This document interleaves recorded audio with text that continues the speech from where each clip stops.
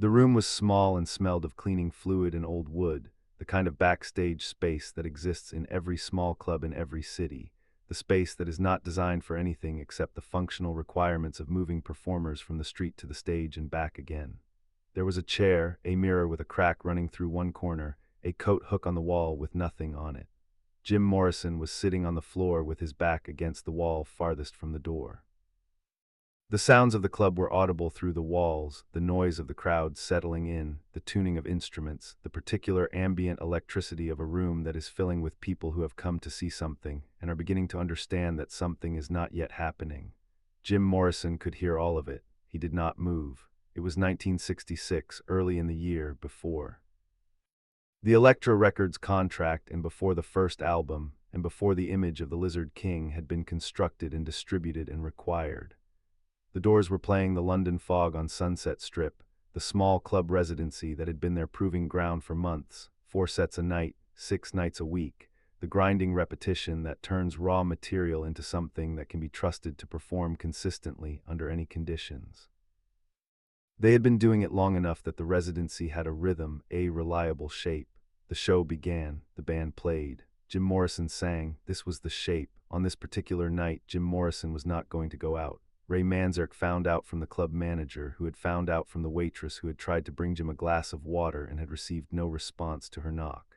Ray stood at the door of the back room and knocked himself. Nothing. He said Jim's name quietly into the wood of the door. Nothing. He tried the handle. The door was not locked. Jim had not locked it, but it held in a way that suggested weight against it from the inside, the particular resistance of a door that has a person leaning against it on the other side.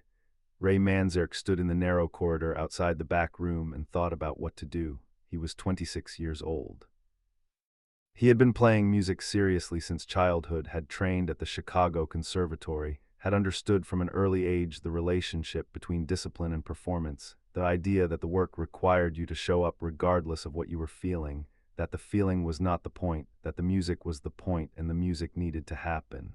He believed this. He had built his musical life around it, but he also understood, from 7 months of playing alongside Jim Morrison, in every possible condition the London Fog had presented, that Jim Morrison did not have the same relationship to performance that Ray had.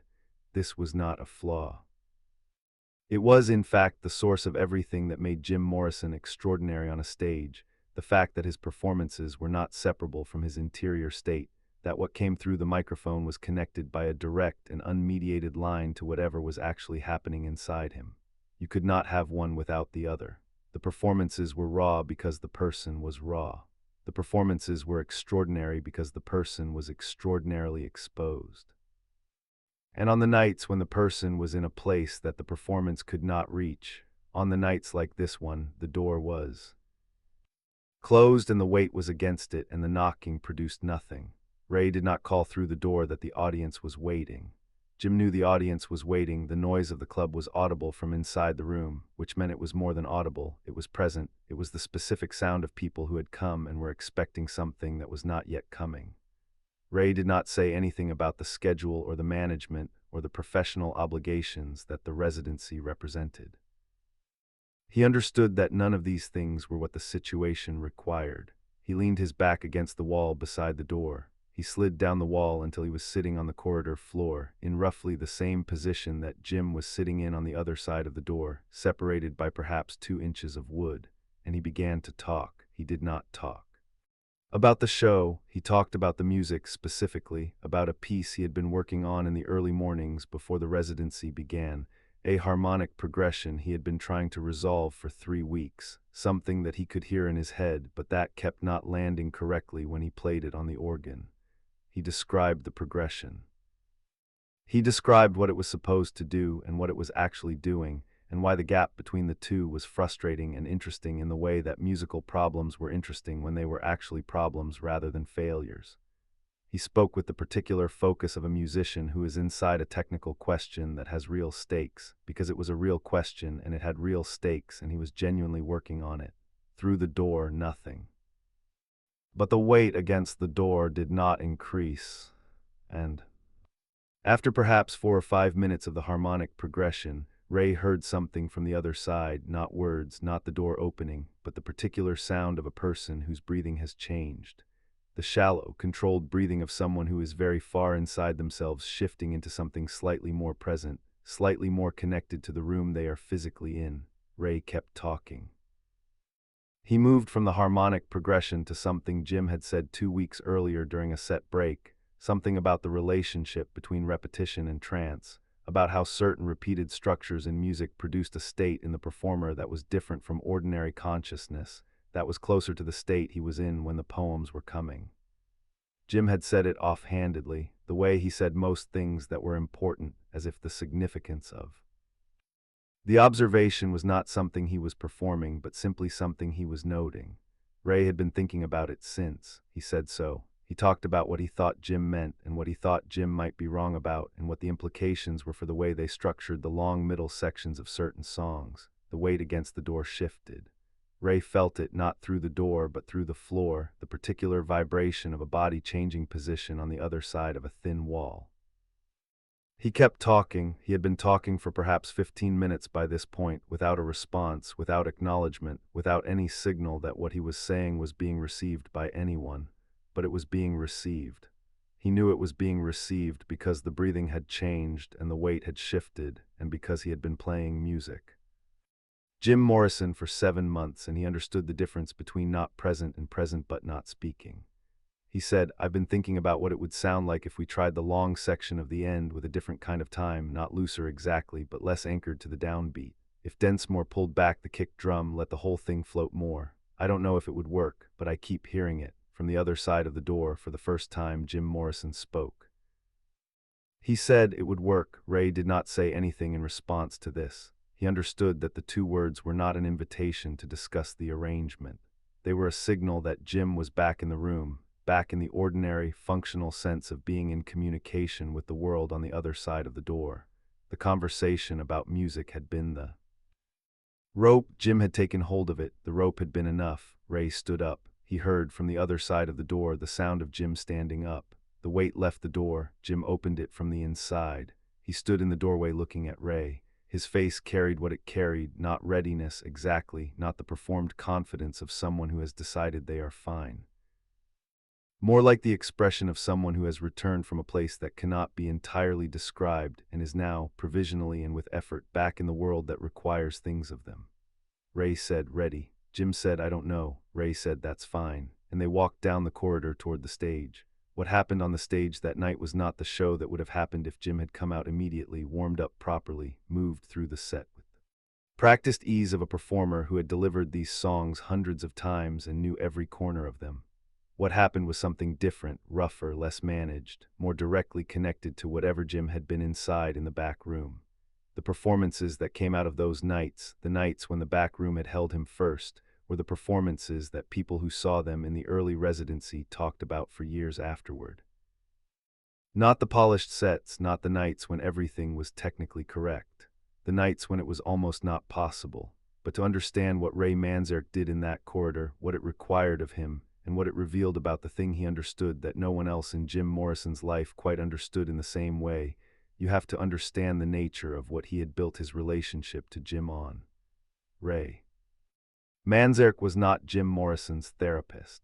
He was not his manager or his confessor or the person whose job it was to manage the states that Jim moved through.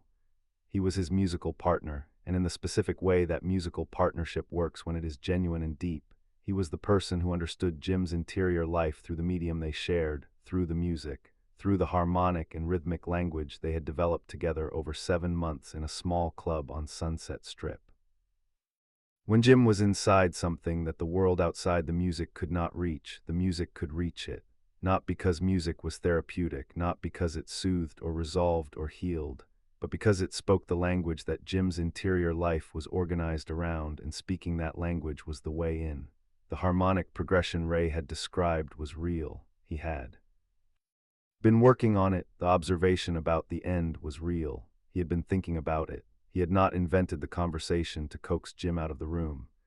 He had had the conversation because it was the conversation he would have had with Jim in any other context, and he had had it through the door because the door was where Jim was, and the conversation was the only tool Ray had that was actually suited to the situation.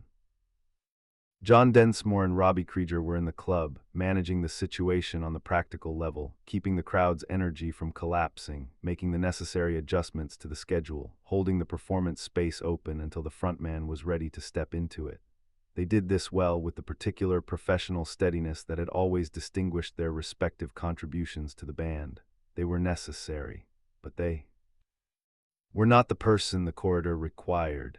Ray Manzarek was the person the corridor required, not because he was the lighter or the decision-maker, but because he spoke the language that could find Jim in the room beyond the door. He had sat on the floor of a backstage corridor and spoken about music to a person who was not responding, and the music had been enough not to fix what was wrong, not to make the performance easy, but to give Jim something to hold on to that was connected to the world outside the room, to offer him a rope in the language he trusted. Jim Morrison walked out onto the stage of the London Fog that night and did what he had come to the club to do. The show was not easy. Some of what happened on the stage had the quality of something returned from a long way away, still carrying the distance it had traveled. But it happened, and the people who were there remembered it. Ray Manzarek went home that night without telling anyone about the corridor. He did not describe the conversation to John Densmore or Robby Krieger or Bill Siddons. It was not a story he told because it was not a story. It was a corridor and a door and a harmonic progression, and 15 minutes of talking to wood and the two words that had come back through it. It had worked because it was simple, and it had been simple because Ray understood something that most people around Jim Morrison spent years failing to understand, that the way into the room where Jim was always, and only through the music. What Ray Manzarek never said publicly, what he carried in the particular private way that people carry things that belong to the space between two people rather than to the world, was what the corridor had cost him. Not in any dramatic sense. Ray was not a person who dramatized his own experiences, and the corridor had not been a dramatic event. It had been 15 minutes on a floor. But sitting on that floor, speaking into wood, not knowing whether the speaking was reaching anyone, required a specific kind of faith that Ray Manzarek had developed not in any spiritual context, but in the musical one, the faith that the thing you offer in the language the other person trusts will find them, even when you cannot see whether it has, even when the evidence available to you is nothing more than the absence of an increasing weight against a door. He had learned this faith from music itself. From the experience of playing a part in a song that the other musicians were not yet following, trusting that the part was right and holding it until the others found their way to it. From the experience of holding a harmonic center under a vocalist who was somewhere else in the song, not fighting them, not pulling them back, just maintaining the ground beneath their feet until they were ready to land on it. This was what a musician learned if they played long enough and paid enough attention, that you could not force the music into being. You could only make yourself available to it and trust that in time it would come. The corridor was the same thing. Ray had made himself available on the floor of a backstage corridor, in the language they shared, without forcing, without pulling, without any mechanism except the music and the trust that the music was enough. And it had been enough, and Jim had said two words through a door, and the two words were sufficient, and they had walked down the corridor together. This was the central fact of what Ray Manzarek and Jim Morrison had, from the Venice Beach Pier in 1965 to the Santa Monica Boulevard recording sessions of 1970. A language that belonged to neither of them alone and that could reach the places in each of them that ordinary language could not reach. Ray had the discipline and Jim had the depth, and the music was the place where those two things found each other and became something larger than either. It was not always easy. There were days when the discipline could not reach the depth and days when the depth made the discipline seem insufficient. But the language was always there, and the language was always the way in.